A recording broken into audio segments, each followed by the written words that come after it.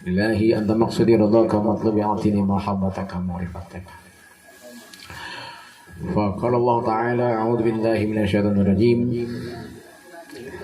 Wa idz qala rabbuka lil malaikati inni ja'ilun fil ardi khalifah qalu ataj'alu fiha man yufsidu fiha wa yasfiku ad-dima wa nahnu nusabbihu bihamdika wa nuqaddisu lak qala inni a'lamu ma la ta'lamun wa 'allama adama al-asma'a kullaha thumma aradahum 'alal malaikati faqala anbi'uni bi asma'i haula'i in kuntum shadiqin qalu subhanaka la ilma lana illa ma 'allamtana innaka antal alimul hakim.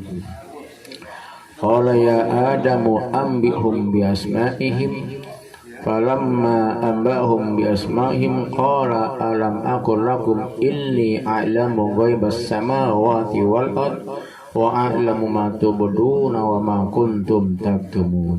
Sadaqallah. Yang sama-sama kita muliakan pengasabah Hadratus Syekh Ahmad Sahibul Wafatil Arifin radhiyallahu anhu. Yang sama-sama kita hormati Sahibul Bait Pamangku Manaqib Kersana Bang Sahat Saputra sekeluarga besarnya, rekan-rekan muballighin muballighah daiyah thariqah Qadiriyah Naqsabandiyah Pondok Pesantren Suryajalaya, wabil khusus Kersana Akhil Kiram Kiai Haji Toras Zainuddin Nasution LC, sesepuh manaqib dan khotaman ikhwan dan akhwat thariqah Qadiriyah Naqsabandiyah Pondok Pesantren Suryajalaya rahimakumullah. Manaqib ini adalah tempat yang penuh dengan keberkahan, mambaul barokah wal karomah, sumber dari segala sumber keberkahan dan karomah. Dulu saya ingat ketika masih di pesantren itu ada peristiwa yang memang tidak bisa ditangkap oleh akal dan logika kita. Zaman dulu itu, zaman Pak Batubara masih muda, itu kalau ngirim uang pakai apa Bu? Wesel, betul ya? Wesel, pakai wesel. Yang pernah ngirim wesel pasti paham cara ngisinya, betul ya? Warnanya coklat ya. Itu di atasnya ada angkanya berapa, ada hurufnya, ada angkanya. Jadi kalau seandainya nanti ada angka misalnya Rp30.000, nolnya 4, di bawah pasti hurufnya Rp30.000. Kalau ibu tambah 01 jadi 300.000, di bawahnya berubah nggak itu? Nggak berubah. Dan kalau ibu rubah pasti ketahuan, karena kalau nggak disentik ditulis tangan, masa ditip begitu kan? Nyambung nih. Nah, nyambung. Di sana itu ngantri wesel santri hari Selasa. Ngantri hari Selasa, nanti ngambilnya hari Rabu. Dari Jakarta itu Selasa. Dipanggil tuh satu persatu. Pas panggilan Wahyudin dari Jakarta itu cuma saya sendiri namanya Wahyudin. Dari Cirebon ada, dari Palembang ada. Itu nama pasaran. Udin sedunia itu ada di situ. Ya. Selasa itu dipanggil dan masuk ke dalam administrasi, nanda tangan, jelas angkanya di atas Rp30.000, di bawah hurufnya Rp30.000. Wahyudin pengirim orang tua, tanda tangan. Pas Rabu itu pengambilan, namanya sama, pengirimnya sama, tanda tangannya tidak berubah, yang berubah angka dan hurufnya. Rp300.000 di bawah Rp300.000. Kirim surat ke rumah marah-marah, kebanyakan uang segini, tahun berapa? 87. Uang segitu bisa beli motor tuh. Kata orang tua, "Bapak, uang dari mana sebanyak itu?" Hanya bedanya dulu itu kita tidak ada yang bisa kita sangkutkan, tidak bisa kita kaitkan. Pada siapa ini keanehannya? Diri kita jauh. Ketika Tuan Syekh Abdul Qadir Jailani dalam kitab Fathur Rabbani ditanya oleh ikhwan, oleh jemaahnya, kenapa beliau itu bisa mengislamkan ratus ribu orang kafir, orang Kristen. Padahal kalau lihat sejarahnya, tahun hidup Tuan Syekh itu bersamaan dengan perang salib. Maka nanti itu para komandannya itu kebanyakan murid dari Tuan Syekh. Komandan perang dari pasukan muslim itu kebanyakan dari murid dari Tuan Syekh. Jadi aneh ketika sedang perang akidah gitu kan ya, perang agama, ini banyak orang Kristen masuk Islam di tangan Tuan Syekh. Kan aneh. Ditanya oleh Tuan Syekh, kok bisa engkau bisa mengislamkan orang-orang Kristen itu, Tuan Syekh? Apa jawaban beliau? Hadza min barakati Rasulillahi sallallahu alaihi wasallam. Dikaitkan, dinisbatkan kepada mursyidnya, yaitu baginda Rasul sallallahu alaihi wasallam. Nah, ikhwan pun ketika mungkin mengalami hal yang sulit diterima oleh logika kita, akal sehat kita, kemampuan berpikir kita, maka kaitkanlah itu kepada guru mursyid kita. Hadza min barakati pengersa abah. Ini mumpung ada orangnya, cuma jangan lagi ya Kang Haji. Jadi gini Bu, cerita Bu ya. Ini memang satu peristiwa yang wajib dikaitkan kepada pengersa abah. Dulu itu saya punya hutang ke Hajian. Sekarang nggak masih punya, sekarang juga sama. Hutang saya besar. Itu kalau nggak salah 15 juta. Letiknya. Letik Kang Haji mau sama jajan nasi palen sama. 150 juta kan gitu. Nah, Kang Haji mau gitu, Pak. Saat itu memang saya lagi ada hajat, ingin membangun rumah orang tua. Dan orang tua itu rumahnya harus lebih bagus dari rumah saya. Itu begitu. Dan itu disampaikan di Manakib. Mohon doanya, hasil maksud. Karena di antara anak-anak itu yang punya tanah, saya doang nih Pak Ustadz. Yang lainnya ingin tapi tidak punya tanah. Nah, yang punya tanah itu saya doang. Di belakang rumah itu, belakang majelis. Nah, ayo kita menggunakan logika kita dalam berpikir normal. Itu kalau kita setor uang di bank, ini Ibu kita punya uang nih. Kita tahu dong berapa kita mau setor. Oh, 15 juta. Oh, 5 juta. Oh, 2 juta. Tahu ya Bu ya? Sampailah ke teller. Ya. Di teller itu kan dia nanya, berapa Pak? Sekian. Langsung dimasukkan, lalu dihitung lagi.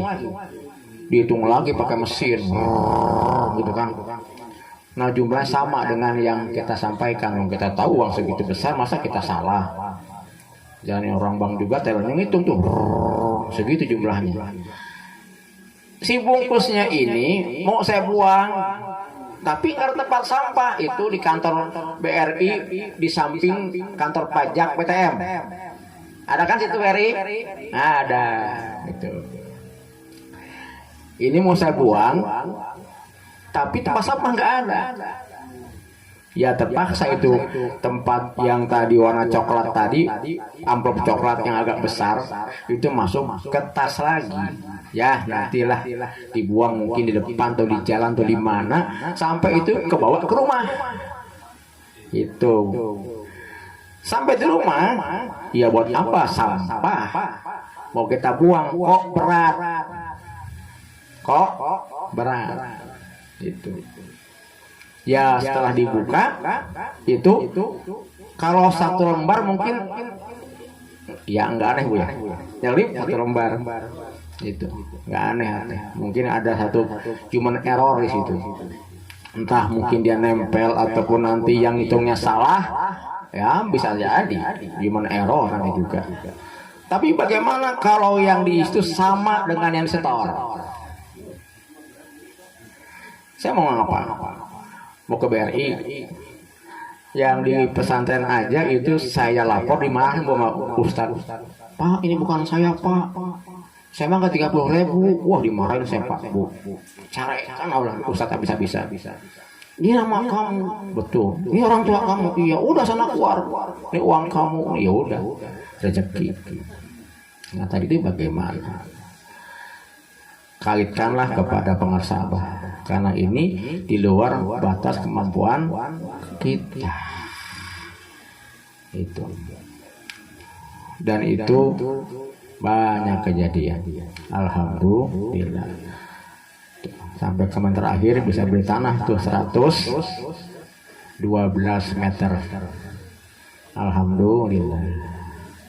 Ya gitu. Nah, sebenarnya inti daripada itu ada dalam surat Al-Baqarah tadi yang saya baca. Ayat 30 sampai tadi itu. Ma tubduna wa ma kuntum taktumun di situ. Ringkasnya begini, Pak. Ini tafsir Jailani. Secara ringkasnya begini. Ketika Allah mengatakan kepada malaikat, "Inni ja'irun fil ardi khalifah."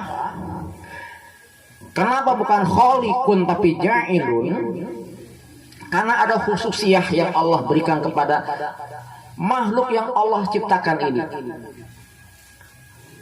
Karena makhluk ini akan menjadi khalifah, dan dari makhluk ini nanti akan turun para nabi, para rasul, dan terus para aulia, para solihin terus sampai hari kiamat. Dari sini mulainya.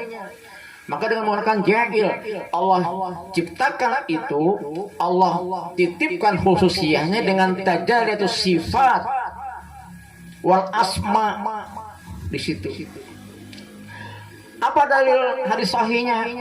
Al mu'minu mir'atul mu'min, dan itu ada di kitab Sirrul Asrar. Al mu'min yang pertama itu adalah kita. Mukmin pertama itu adalah orang-orang yang Allah berikan khususiyah. Para nabi, para rasul, para khalifatul rasyidin, para sholihin, para syuhada, para aulia. Itu adalah orang-orang yang Allah berikan khususiyah. Maka dititipkanlah at-tajalliyat di sini, baik asma maupun sifat. Kalau bahasa Sirrul Asrar itu dititipkan bazlus tauhid dan bazlus syariah di situ. Hewan punya mata tidak? Punya. Bisa melihat tidak? Bisa. Tapi apakah penglihatan hewan sama dengan kita? Coba itu bodoh. Hewan bisa mendengar tidak? Bisa. Kita bisa mendengar tidak? Sama enggak pendengaran kita dengan hewan? Tidak. Nah ini. Nanti lebih dalam satu orang sih, saya udah nggak sanggup nih. Berat ini, berat. Nah, sampai malaikat itu bertanya, qalu ataj'alu fiha ma yufsidu fiha wa yasfiku dima. Karena ini punya potensi luar biasa yang namanya ja'il ini. Makhluk ini, yaitu Allah. Punya potensi luar biasa, potensi membangun, potensi merusak. Dalam kitab Syarah Al-Hikam itu namanya Al-Qulu. Kita kan sering berdoa Allahumma lakal kullu wa bikal kullu wa minkal kullu wa ilaikal kullu wa antal kullu wa qul kullu bi rahmatika ya arhamar rahim. Kullu itu kita punya ruh. Kita punya akal. Kita punya kolbu, kita punya nafsu. Coba. Jadi potensi ngebangunnya besar. Merusaknya juga besar. Potensi malaikatnya besar. Dekat dengan Allah bisa, tapi durhakanya, dosanya, iblisnya juga kita punya. Maka dikatakan ataj'alu fiha ma yufsidu fiha wa yasfiku dima. Apakah engkau akan ciptakan makhluk yang akan merusak dan pertumbuhan darah? Sampai begitu pertanyaan malaikat itu. Tapi di situ ada cerita bagaimana Allah mengajari Adam asma. Kita nggak tahu berapa miliar asma yang Allah ajarkan kepada Nabi Adam, tapi eksistensi asma itu adalah kalimat la ilaha illallah. Yang mereka tuh nggak ngerti apa. Qalu subhanaka la ilma lana illa ma 'allamtana innaka antal alimul hakim. Nggak paham kok ada mampu menyebutkan sekian banyak asma. Qala alam aqul lakum, kan aku sudah bilang ini a'lam, aku lebih tahu. Ma tubduna wa ma kuntum taktumun. Nah, coba kita kasih bawahi itu. Singkat sajalah. Al-mu'minu mir'atul mu'min. Jadi sebenarnya manusia ini termasuk yang khususiyah tadi itu adalah merupakan apa kalau dibilang yaitu pengejawantahan sang pencipta. Allah Maha melihat. Kita bisa melihat. Allah Maha mendengar, kita bisa. Itu mah gampang lah, anak SD tahu. Betul ya? Tapi kalau sudah bicara zahiran wa batinan, matubuduna ma kuntum taktumun, wah ini udah berat ini. Sudah berat. Allah zahir, Allah batin. Dan Allah itu melihat yang tidak bisa dilihat. Tambah maha. Allah maha melihat apa yang tidak bisa dilihat. Manusia yang khusyah tadi, nah, pun idem. Maka dalam kitab risalah itu dikatakan falin nasi goibun fahuwa lahu zuhur. Yang dianggap manusia itu goib, apa goib itu? Enggak kelihatan, bahwa lahum zuhur, kelihatan.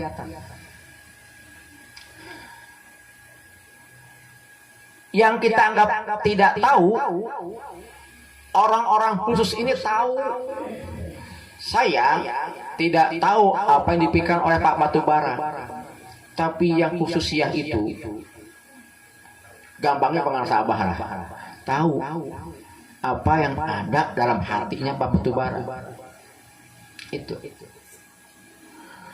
Nah dari sini silahkan kembangan tuh masing-masing, kembangan semuanya.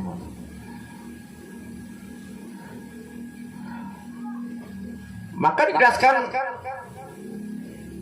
fa inni a'lamu ma tubduna wa ma kuntum taktumun. Di situ mau kamu jelaskan, mau kamu nampakkan, mau kamu tutup, aku tahu, kata Allah. Coba itu kita turunkan semua kepada baginda Rasul sallallahu alaihi wasallam, kepada para khulafaur rasyidin, para sahabat, para aulia, kesininya pengasabat. Maka yang tadi itu kisah-kisah itu sebenarnya masalah kecil dalam thariqah mah. Gitu. Sudah terbahaskan dalam kitab Al-Asrar yang tadi saja itu Al-Baqarah 30 sampai tadi. Beres. Maka kembali ketika ada hal-hal yang sulit kita terima dengan akal kita, tiba-tiba Pak Batubara itu masuk rekening atas nama saya atau dari Pak Obay, Pak Obay nggak ngaku ngirim, Pak Obay nggak punya uang segitu, kaitkan kepada pengusaha. Jadi ibu ini saya yakin pengen Pak Ustadz pengen ada transparan nyasar ibu ya, tahu itu malah yang pengen itu yang nggak akan mungkin dikasih, pengen harus pinjol itu mah mudorot hal gitu. Yang kita tidak pengen kaitkan semua kepada pengusaha Abah, itu maksud saya gitu. Justru yang kita pengen itu nggak akan dijauhkan. Nafsu, keinginan dan sebagainya dan mudorot akhirnya gitu. Makanya itu ketika akan lulus dari pesantren, bapak datang sambil nangis-nangis itu minta maaf tidak bawa duit karena tetangga saya itu ada 4 orang itu mintanya gede-gede uangnya ke orang tuanya, pengen lulusan soalnya. Aduh bapak nggak punya uang, maaf bagaimana ini itu. Saya jawab tenang Pak, beres semuanya, nggak punya utang, beres ya. Yang tadi masalah itu masalah kecil Bu, yang gedenya sering. Tapi dulu mah itu kan belum ada dikaitkan. Nah kembali ikhwan mah jangan hitung-hitungan. Kalau masih ingat khidmat ilmiah bulan kemarin, itu kuncinya tuh. Itu kuncinya. Jadi ikhwan mah jangan hitungan, perbanyak gitu semua dan jangan banyak mengharap. Makin mengharap makin jauh. Berat nggak Bu? Berat tuh. Itu makin menghayal makin jauh tuh. Iya Pak, makin jauh. Itulah. Paling enggak ini sebagai pintu masuk kepada mangkobah yang diantar tadi. Tuan Syekh mencium tangan baginda Rasul. Kan gitu ya. Itu hanya pintu masuk aja.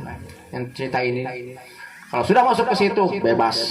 Apapun mangkobah yang kita dengarkan, apapun mangkobah yang dibaca, telan mentah-mentah habis semua dengan kita yakin itu. Apalagi kalau bicara masalah bangsa Abah.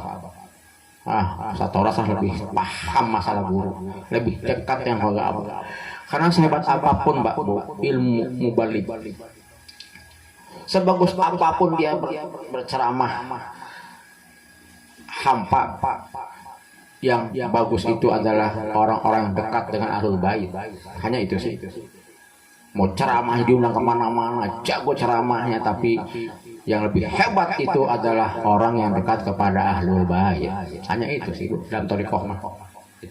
Saya assalamualaikum warahmatullahi wabarakatuh.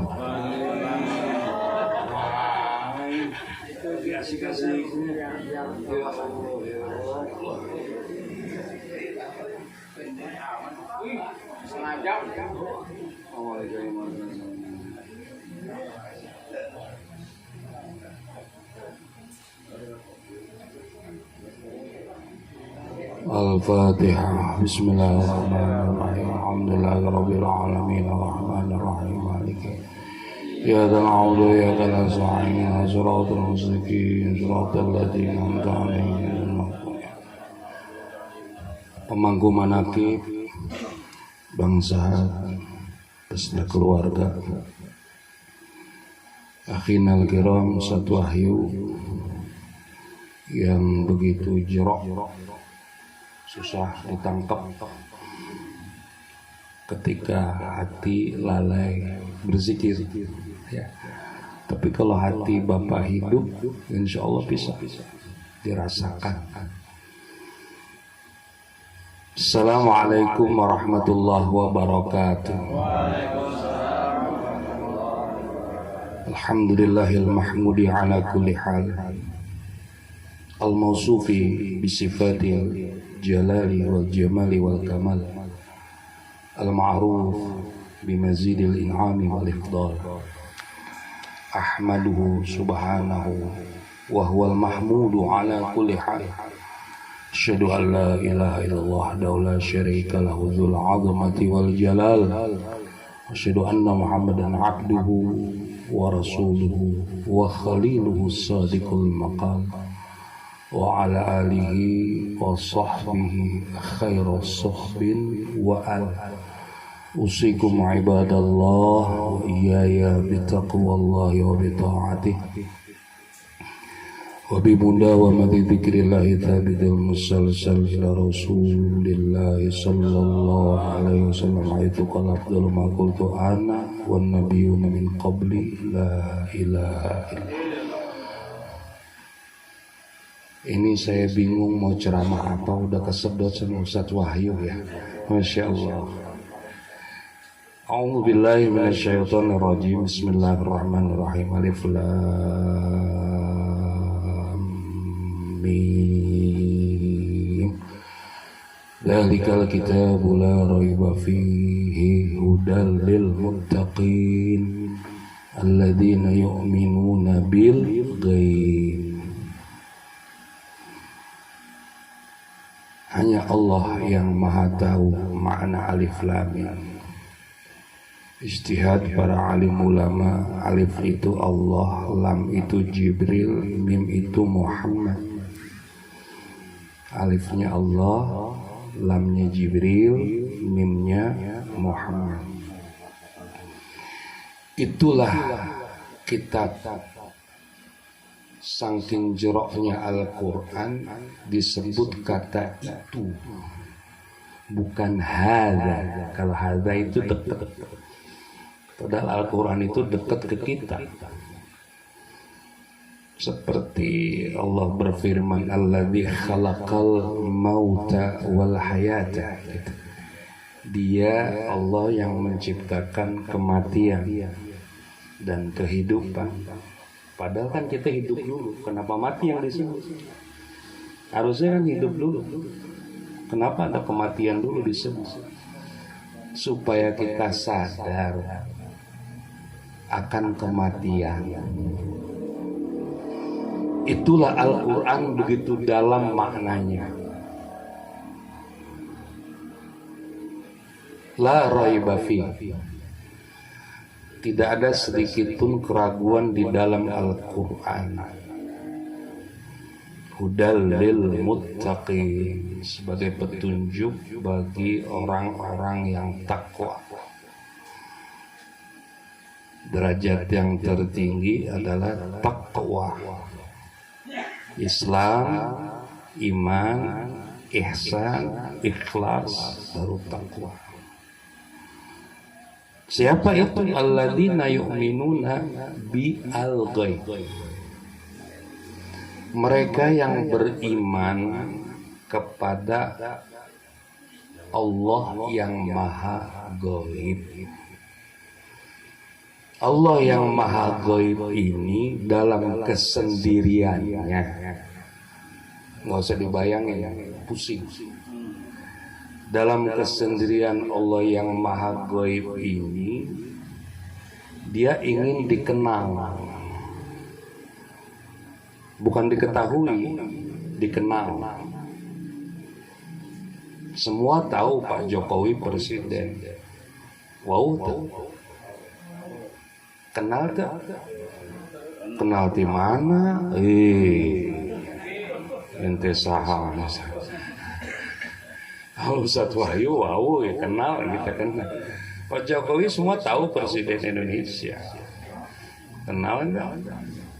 Kenal di mana? Kalau kenal itu dekat.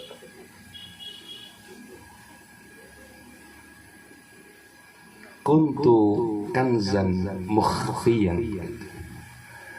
Kata Allah, aku ini khazanah yang terselubung. Khazanah itu perbendaharaan. Mukhfiyan yang terselubung. Itu bahasa tarekat. Khazanah yang terselubung. Kalau bahasa Al-Qur'annya al-ghaib. Kalau udah pakai al, itu ma'rifah, maha ghaib. Kalau yang lain, ghaib. digoibkan oleh Allah yang maha goib. Ketika kita bersandar kepada yang maha goib, maka segala yang goib akan bright, akan terlihat. Tapi bersandar kepada yang goib ini nggak bisa langsung, karena iblis dan Allah goibnya itu setipis kulit bawang, teramat tipis. Ketika Allah menyuruh kita fafirru ilallah, berlari kamu semua menuju Allah, bukan berjalan, berlari. Karena perjalanan menuju Allah itu teramat pelik, dari dalam, dari luar, itu banyak rintangan, tantangan. Jadi Allah yang maha gaib ini, perbendaharaan yang tersusun, uridu an u'rifa, aku berkenan agar dikenal. Aku berkenan agar aku dikenal. Bahasa tarekatnya ma'rifah. Fa khalaqtul khalqa likai u'rifa. Tersebab itulah kuciptakan makhluk agar aku dikenal. Maka Allah yang ahad, yang esa, yang tunggal ini menciptakan, bertajalli, berekspresi. Ahadnya itu dikasih mim, Ahmad, Ruh Muhammad, Awal, Allah ciptakan Awal. Nabi Adam itu 40 tahun dia bertobat, itu juga enggak makan buah itu yang disebut huldi. Huldi itu buatan iblis. Kita dari TK SD taunya buah huldi, itu karya iblis itu. Yang menamakan huldi itu iblis. Tuhan enggak mengatakan buah huldi, wala taqraba hadhihi syajarah, udah syajarah aja.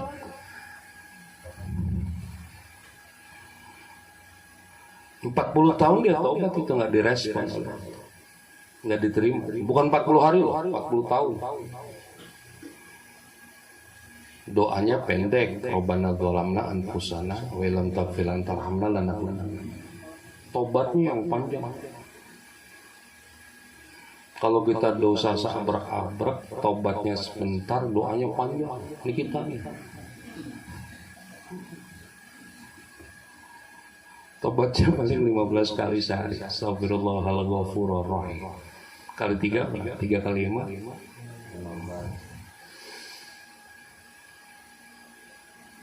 Lalu Adam berkata begini, Allahumma bihaqqi Muhammadin lamma i'tarafa Adam min khati'atihi wa qala Allahumma bihaqqi Muhammadin ighfir dzunubana wa khatayana. Tatkala Adam mengakui dosa dan kesalahannya, dia berkata begini, karena 40 tahun nggak direspon, capek tobat. Ya Allah, dengan hak kebenaran Muhammad, ampuni dosa dan kesalahan kami. Nabi Adam nggak menyebut Nabi Muhammad karena Nabi Adam nggak tahu Muhammad itu siapa. Maka Allah bertanya, dari mana engkau tahu Muhammad? Tatkala engkau menghembuskan ruh ke dalam diriku, aku bangun, ra'aitu ala qawaimil arsy maktuban Allah Muhammad, Allah Muhammad, Allah Muhammad. Aku lihat di tiang-tiang arsy Allah itu tertulis nama Allah Muhammad, Allah Muhammad. Ini yang jadi tradisi di masjid-masjid, tertulis Allah Muhammad. Aku nggak tahu Muhammad ini siapa, memang nggak tahu dia. Kalau Allah Tuhan. Muhammad ini makhluk, bukan makhluk sembarangan karena berdampingan dengan namamu. Disitulah asal muasal tawasul. Adanya tawasul di situ. Baru diampunilah dosa-dosa dan kesalahan. Berjalanlah para nabi dan para rasul. Semua para nabi itu mendapat nur Allah, cahaya Allah, energi Allah. Semua nabi tanpa kecuali. Dengan bahasa lain, semua nabi adalah mursyid. Semua. Setelah Nabi Muhammad sallallahu alaihi wasallam, tidak ada nabi sesudah Nabi Muhammad. Harga mati. Yang ada wali-wali Allah. Nah, semua wali Allah ini tidak mendapatkan nur. Hanya sebahagian wali yang mendapatkan nur. Tidak semua wali mendapat nur Allah. Tidak semua wali mursyid. Hanya sebahagian wali yang menjadi mursyid. Karena bahasanya begini, Bu. Hidayah dengan kata irsyad itu sama kalau diterjemahkan artinya petunjuk. Hidayah petunjuk, kata lain dari petunjuk irsyad.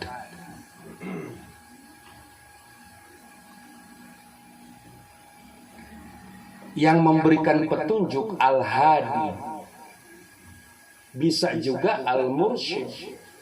Karena artinya sama. May yahdillah fahuwal muhtad. Wa may yudlil falan tajida lahu waliyan mursyida. Kalau kata anak santri itu enggak pas bahasa Tuhan di situ. Hapunten, bukan nyalahin Tuhan gitu. Kalau ibu belajar grammar nau soraf itu harusnya bukan walian mursyid dan harusnya walian hadian. Begitu Ustaz Boy. Halo. Redaksinya enggak pas Pak Batubara. Yahdillah hada fi'il madi. Yahdi fi'il mudhari. Hidayah masdar. Past tense, present, infinitive. Pelakunya al-hadi. Bisa gak dipakai? Hada, yahdi, hidayah. Yang memberikan hidayah namanya hadi. Harusnya bunyinya waliyan hadian. Baru cocok. Ini kan rahasia Al-Quran. Kenapa ujuk-ujuk muncul mursyid gitu? Harusnya nggak pas di situ, Bu. Harusnya bunyinya bukan walian mursyidan. Karena yahdi mayyahdillah fahuwal muhtad. Cocok. Siapa yang diberi hidayah oleh Allah, maka orang itu selalu ada dalam hidayah. Satu penduduk dunia menyesatkan dia, enggak akan bisa, tetap dia. Satu penduduk dunia menyuruh bapak keluar dari tarekat, itu nggak bisa. Udah Pak, udah paham kan? Jadi nggak usah yudlil jadi bingung Bapak. Udah mayyahdillah fahuwal muhtad, hada yahdi muhtad hadi, ya kan? Ujungnya harusnya berbunyi waliyan hadian, baru kena. Kenapa muncul kata yang lain? Mursyidan. Wallahu a'lam bimurad. Disinilah mursyid itu bukan fisik, Bu. Bukan figur. Kalau wali figur, ala inna awliya Allah la khaufun alaihim walahum yahzan. Figur tuh. Ketahuilah sesungguhnya para wali-wali Allah itu nggak pernah cemas, nggak pernah murung. Karena yang cemas, yang murung itu menurut dokter sedunia yang sudah merapatkan penyakit itu sumbernya dari dua, khauf, banyak cemas, murung, banyak murung, nggak berhasil, murung terus, pasti timbul diabetes naik, hipertensi. Itu sumber penyakit cuma itu Pak. Cemas, tahu cemas gak? Suka lebay gitu. Kita sayang sama anak, sama cucu. Hati-hati kalau jalan. Kalau kamu nyebrang, itu ada motor. Di balik motor ada mobil. Sebelahnya ada truk jatuh. Oh, itu kelebain. Terlalu cemas. Iya, sejauh 5 tahun Ustadz Wahyu mau pensiun, umpama 6 tahun. Belum mencapai 6 tahun itu NPP. Tahu arti NPP nggak? Mati pelan-pelan.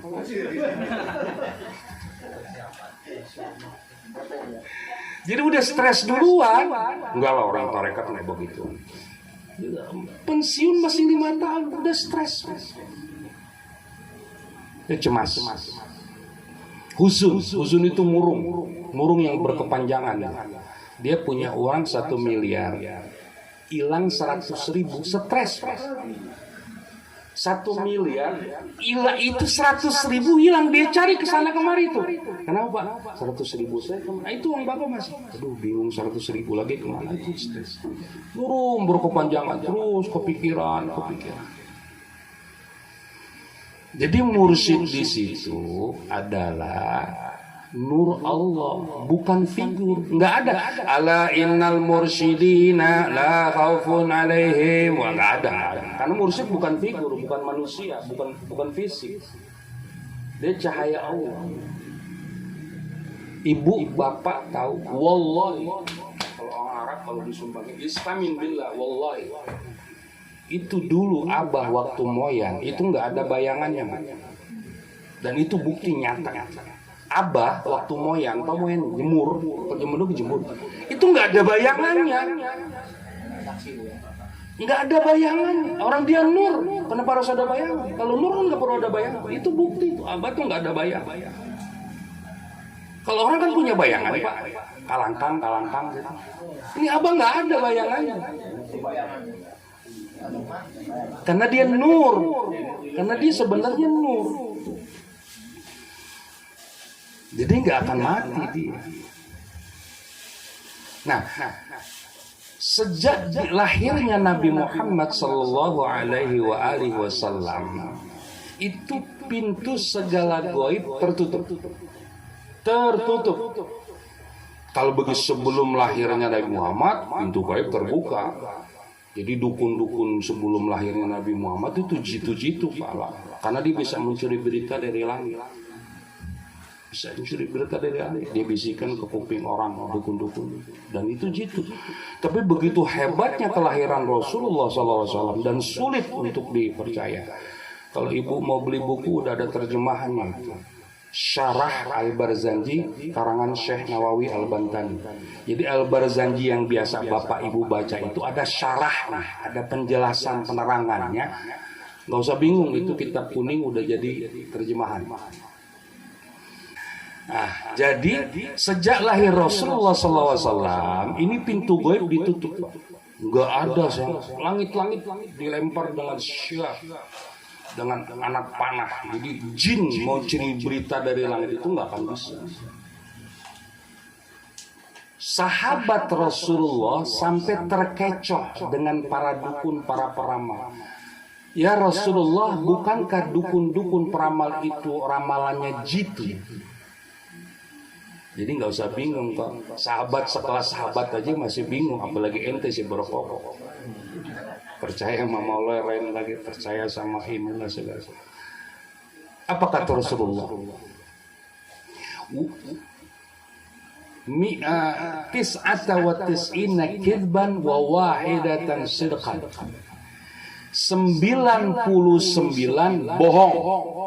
Itu jawaban apa?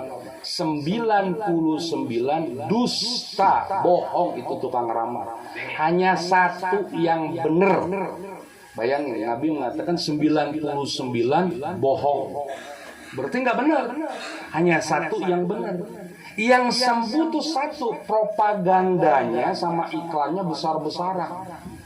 Betul. Yang sembuh, yang berhasil cuma satu. Kebohongannya berapa? 99.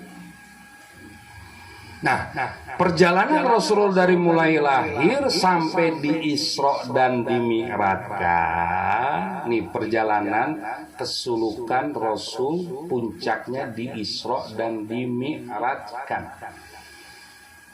Kalau Nabi Ibrahim dibuka pintu kegaiban oleh Allah, malakutus samawati wal ard, rohnya yang pergi ke alam ghaib, bukan jasad. Nabi Musa lebih hebat dari Nabi Ibrahim, berdialog langsung dengan Allah. Wa kallamallahu Musa taklima. Buka terompamu, kamu berada di wadil muqaddas itu. Innani anallah la ilaha illa ana fa'budni aqimis salata li dzikri. Inilah aku yang namanya Allah. Tiada Tuhan yang disembah kecuali aku. Dirikanlah sholat yang di dalamnya ada zikir. Itu maknanya. Bukan dirikan sholat untuk ingat Allah. Dirikanlah sholat yang bermuatan zikir. Terompanya disuruh buka, langsung berdialog dengan Allah. Yang dialog rohnya, jasadnya enggak. Rohnya. Nah, Nabi kita Muhammad sallallahu alaihi wasallam diisrakan dan dimi'rajkan roh dan jasadnya. Puncaknya ubudiyah, penghambaan dirinya totalitas full ke Allah. Full ke Allah. Ini dicontohkan oleh Nabi Ibrahim. Nabi Ibrahim waktu mau diberangus oleh Raja Namrud, Jibril itu datang untuk menolong Nabi Ibrahim. Api sudah berkobar, Jibril datang. Apa jawab Ibrahim? Hasbunallahu wa ni'mal wakil. Jibril, engkau juga makhluk. Enggak, aku enggak mau engkau. Andai kata Nabi Ibrahim menerima Jibril, itu nggak salah. Cuman levelnya level syariat, belum makom ke hakikat. Kalau Nabi Ibrahim menolak Jibril, seakan-akan Nabi Ibrahim bilang, cukup bagi kami Allah saja, engkau makhluk. Saya bertanya, Bapak Ibu jawab, waraskah Nabi Ibrahim pada waktu itu? Waras. Berarti Nabi Ibrahim tahu kalau api itu panas, api itu membakar. Tahu? Normal kan? Waras kan? Iya. Kenapa dia berani masuk? Itulah makna hasbunallahu wa ni'mal wakil. Api adalah makhluk. Dia tidak yuhyi wa yumit. Dia nggak bisa menghidupkan dan mematikan siapapun. Yang bisa yuhyi wa yumit hasbunallah. Kalau udah hasbunallah, totalitas ke Allah, nalar tadi satu bilang nggak bisa. Nalar nggak bisa lagi. Dia waras, dia tahu api itu panas, api itu membakar. Tapi hasbunallah, api itu makhluk. Yang menciptakan api dialah yang yuhyi wa yumit, yang bisa menghidupkan dan mematikan, yang bisa ngasih makan, yang basi kasih rezeki dan semuanya Allah. Karena totalitas Ibrahim alaihissalam kepada Allah begitu kuat, barulah Allah berfirman, khusus buat hambaku Ibrahim yang sudah hasbunallah wa ni'mal wakil, jadilah kau dingin dan sejuk buat Ibrahim, yang lain panas. Itu mah Nabi Pak Ustaz. Ya, Nabi kan manusia. Nabi Muhammad SAW begitu juga, luar biasa. Ketika ditentang oleh kaumnya, udah nggak sanggup lagi. Faqul hasbiyallah la ilaha illa huwa alaihi tawakkaltu wa huwa rabbul arsyil azim. Siapa yang mendawamkan itu 7 kali pagi dan sore, maka hidupnya akan dijamin. Iktafa Allah. Inilah kegoiban. Nah, begitu Nabi Muhammad diisrokan dimi'rajkan, nggak ada nama Nabi, nggak ada nama Rasul, nggak ada nama inisial Muhammad. Hilang, semuanya hilang. Subhanalladzi asra bi'abdihi. Maha suci Allah yang telah memperjalankan hamba. Nggak disebut rasulnya, nggak disebut nabinya, nggak disebut nama Muhammadnya, karena makom tertinggi ketika seorang manusia dari mulai makhluk berubah meningkat menjadi insan. Apa itu insan? Ruhnya, bukan jasadnya, tapi ruhnya yang dominan baru naik. Hamba, ubudiyah, bukan ibadah, bukan ibadah, beda. Ya. Kalau ibadah, raga kita yang sholat. Kalau ibadah, mulut kita yang zikir. Kalau kata pengarsa Abah, miftahus sudur. Kalau ibu zikirnya lidah, tapi kolbunya enggak zikir, itu ibadah. Kalau ubudiyah, kolbunya ikut berzikir. Kolbunya ikut. Itulah makna diisrokan dan dimi'rajkan. Pintu kegoiban dibuka oleh Nabi Muhammad sallallahu alaihi wasallam. Sejak diisrokan dan dimi'rajkan Nabi Muhammad, pintu segala goib dibuka.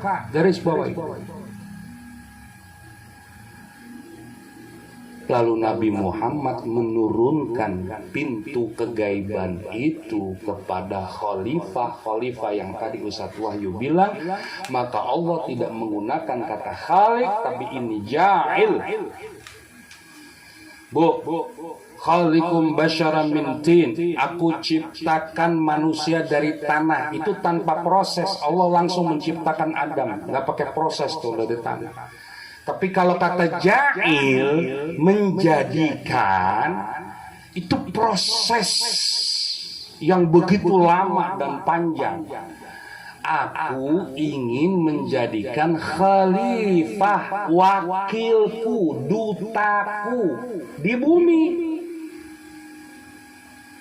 Nah, sejak disurahkan Nabi Muhammad ini, Nabi turunkan tutup kegaiban itu sendiri kepada khalifah sesudahnya. Para sahabat Nabi, khususnya 4 orang itu, Abu Bakar, Umar, Utsman, dan Ali, turun lagi kepada Sayyiduna Hasan dan Husain, turun lagi kepada Ahmad Bakir, Ja'far Shadiq, Musa Kadzim, terus sampai kepada Syekh Abdullah Dr. Jilani, sampai ke Aba Anom. Inilah khalifah yang mendapatkan pintu kegaiban. Syekh Abdul Qadir ziarah ke makam Rasul 40 hari 40 malam, dia bertarekat bersuluk di makam Rasul, mengekspresikan apa? Khauf, rasa takut dosanya sebanyak busa di lautan. Itu khauf. Harus ada khauf di dalam diri kita, karena Allah punya sifat jalal.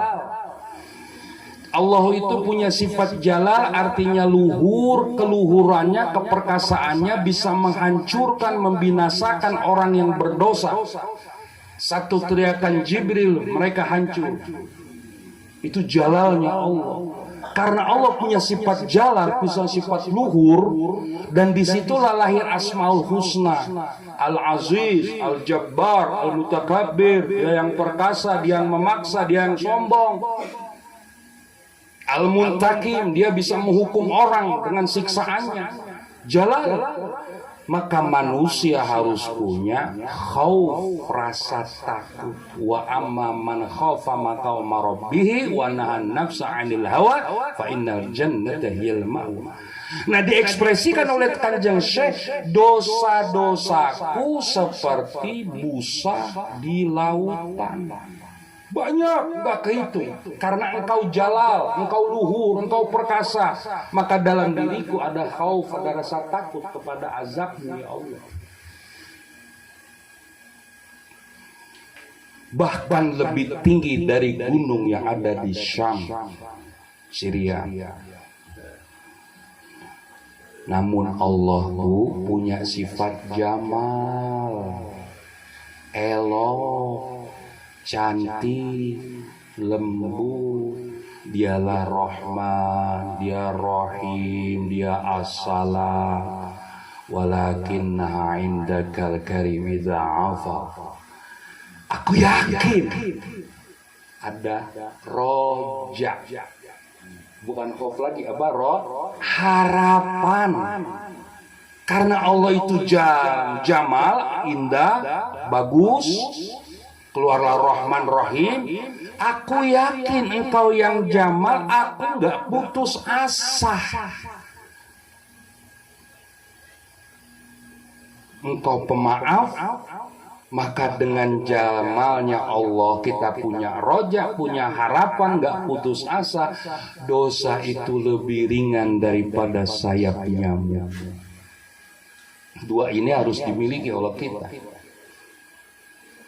Adakah perintahnya? Ada. An-Nisa 64. Walau annahum idzalamu anfusahum ja'uka fastaghfirullah wastaghfar lahum rasul lawajadullaha tawwaban rahim.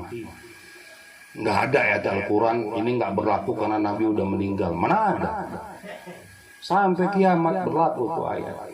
Sekiranya mereka yang berdosa jangan langsung ke Tuhan. Enggak, ayat itu bilang sekiranya mereka yang berdosa datang ke panjenengan, kepadamu. Munya siapa? Nabi Muhammad, bukan Allah. Sekiranya mereka yang berdosa datang kepadamu, munya Nabi Muhammad. Ziarahlah ke makam Rasul. Ini dicontohkan oleh Syekh Abdul Qadir. Enggak ke Allah. Aisyah radhiyallahu anha itu umurnya panjang, Bu, hampir 90. Dia mengalami hampir ke masa tabi'in. Jadi Rasul udah wafat nih, sahabat-sahabat sekelas sahabat yang imannya udah luar biasa, apalagi bapak ibu hanya berkokok.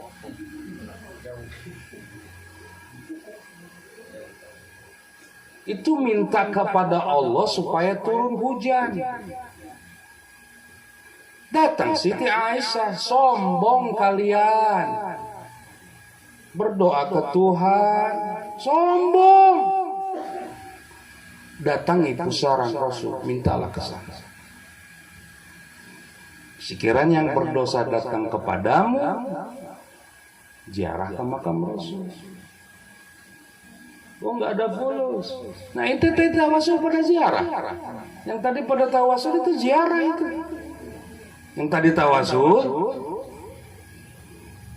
ya hadratin Nabi abaihi wa ummatihi minal anbiya min Adam wa man tanasala bainahuma wa Hawa, apa yang diturunkan oleh keduanya. Itu ziarah itu. Tadi ibu pada ziarah itu, bapak ziarah.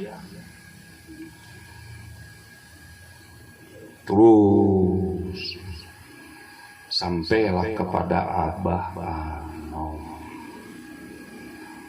Disinilah sandaran kita ke Abah yang tadi Ustaz Wahyu bilang. Agul, jangan sampai agul dalam diri kita, bisanya kita. Hati-hati, Pak. Iblis menyelinap di nabatin orang. Nah, itu saking halusnya, Pak. Bapak tuh bara bikin air putih tiba-tiba berhasil. Oh, iyalah, kalau bukan saya siapa kau? Makanya jangan sering-sering khotaman sendiri, nanti jadi dukun. Kalau saya imbang Pak, saya khotaman berjamaah juga, sendiri juga. Soalnya kalau sendiri repot urusannya. Itu pernah di Gang Apu loh, gempar loh. Ustadz Toras khusus mematikan orang yang sedang sakarat. Terkenal, airnya maju. Jadi khusus mematikan orang yang susah mati.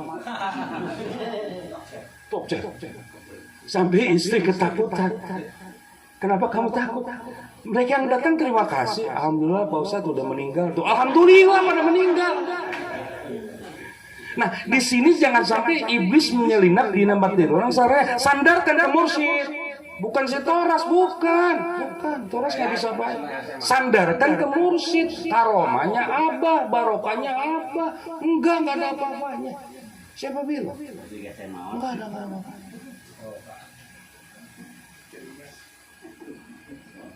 Nah, ini jangan sampai masuk iblis.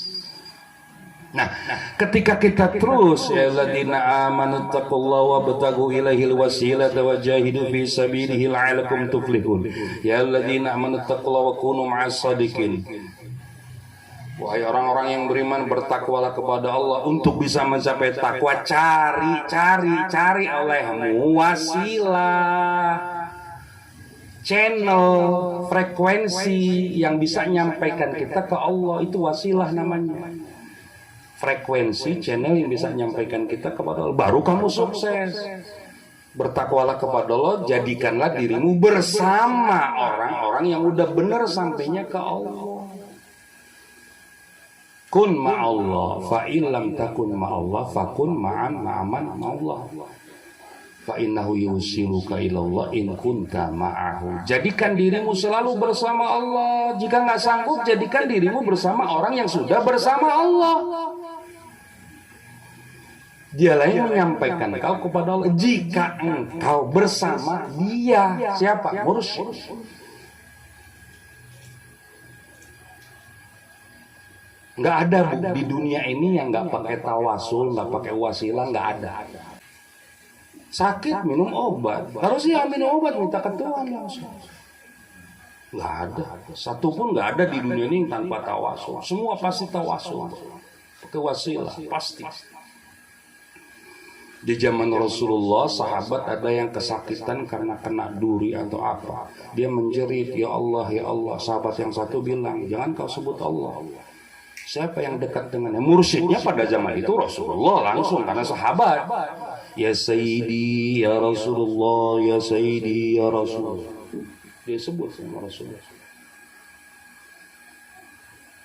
Nah, kalau sandaran kita kepada guru mursyid, ya, nanti kita akan dapat kasyfur rahmani.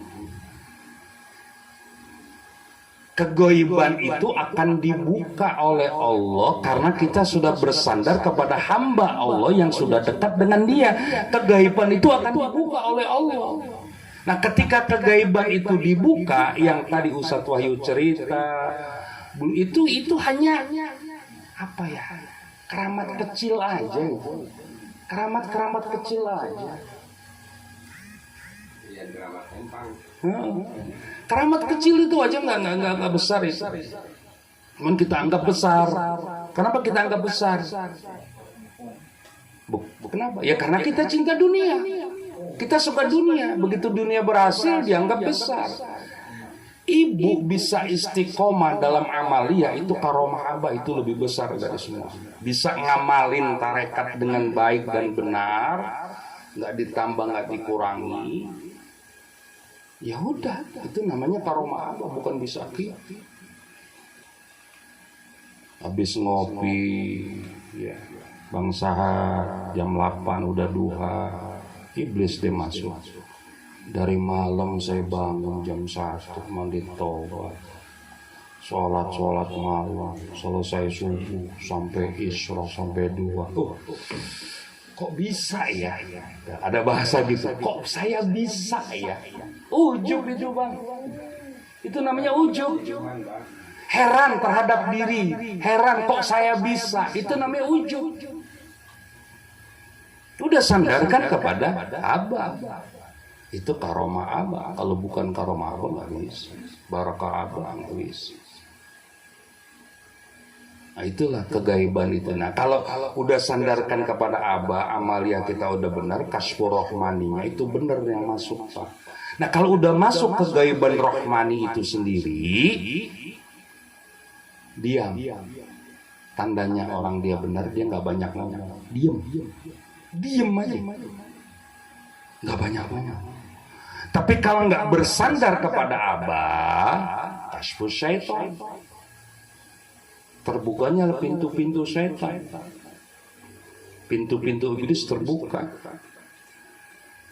Kalau bersandarnya ke Abah juga nggak bersandar, kasfur ruhi namanya. Kasfur ruhi begini, Bu. Ibu terbuka kegaiban, Bapak kebuka kebaikan. Nah, itu di dalam diri muncul nanti ujung.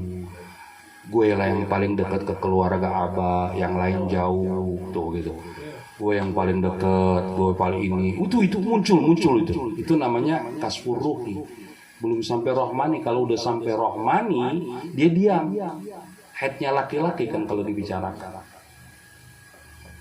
Kalau tadi syukur nikmat, itu kan lagi bicara karomahnya Abah, barokahnya Abah. Banyak, Pak. Kalau Imam Ghazali bilang kegaiban itu di samping yang nyata, dunia ini yang goib itu ada 80%. 20%-nya baru yang real, yang nyata. Makanya amalia jangan ditambah dan dikurangi. Kemarin saya diundang manakib di Depok, ya saya benahi juga. Dia tawasul, baca buku Ukudul Juman. Ukudul Juman yang dibaca Ukudul Juman.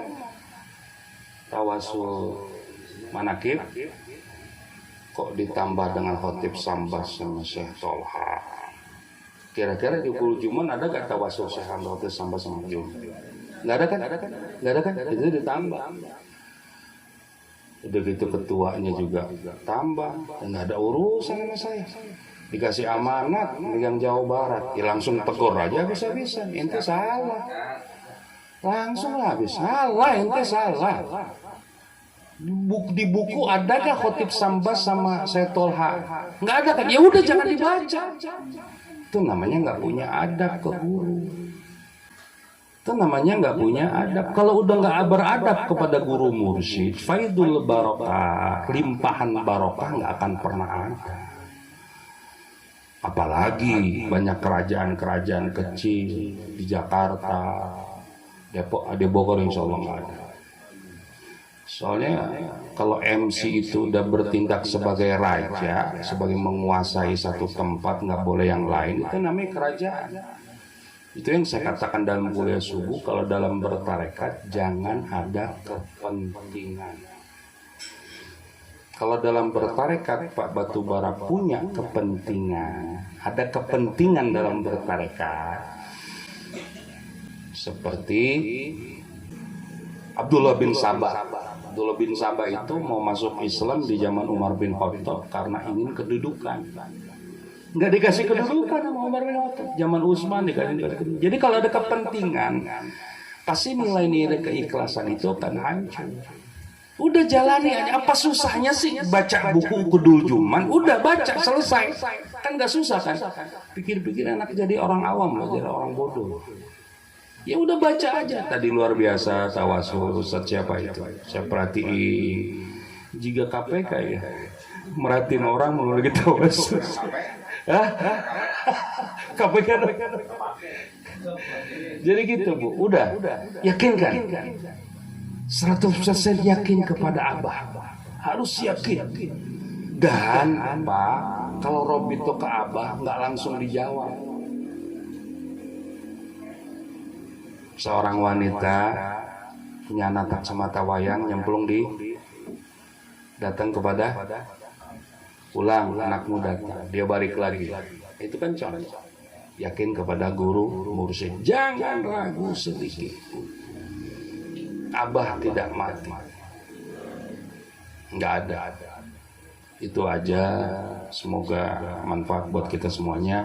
Sekali lagi, apapun amaliyah Bapak Manakib, Bapak Khotama, kemudian zikir harian, semua, tapi keraguan kepada guru mursyid, nggak ada manfaat yang Bapak lakukan, Ibu lakukan semuanya. Assalamualaikum warahmatullahi wabarakatuh.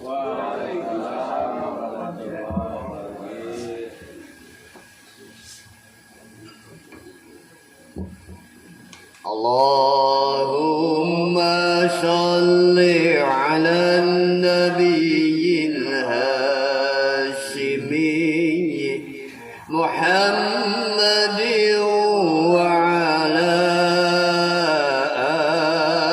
alihi wa sallim.